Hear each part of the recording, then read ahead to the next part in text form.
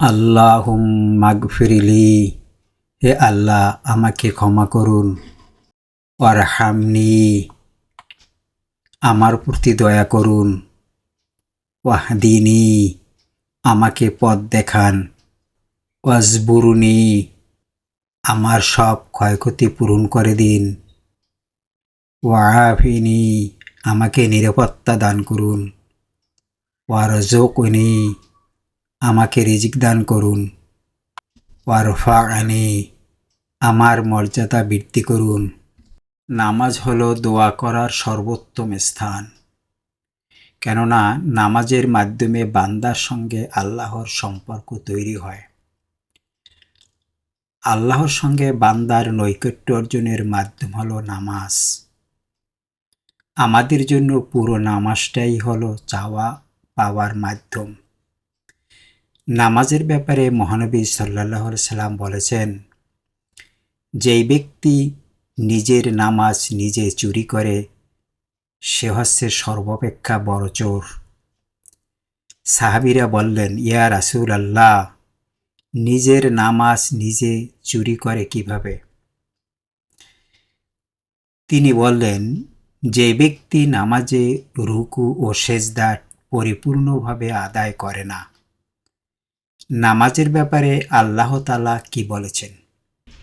সূরা আল বাকারার 153 নম্বর আয়াতে, ইয়া আইয়ুহাল্লাযীনা আমানুস্তাঈনু বিস-সাবরি ওয়াস-সালাহ, হে ঈমানদারগণ, ধৈর্য ও নামাজের মাধ্যমে আল্লাহর সাহায্য প্রার্থনা করো।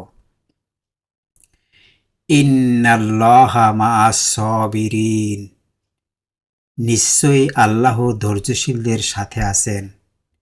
অতএব ধৈর্যের সাথে নামাজ আদায় করুন এবং 2 সিজদার মধ্যবর্তী বৈঠকে এই দোয়াটি পাঠ করুন। আল্লাহর কাছে চাওয়া ও পাওয়ার অনেক সুন্দর একটি দোয়া। দোয়াটি শব্দে শব্দে অর্থসহ।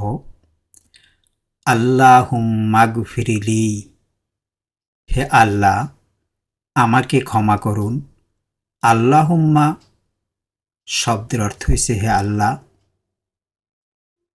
মাগফিরলি ক্ষমা করুন, লি মানে আমাকে, ওয়ারহামনি আমার প্রতি দয়া করুন, ওয়ারহাম মানে দয়া করা, নি মানে আমার, ওয়াহদিনি আমাকে পথ দেখান।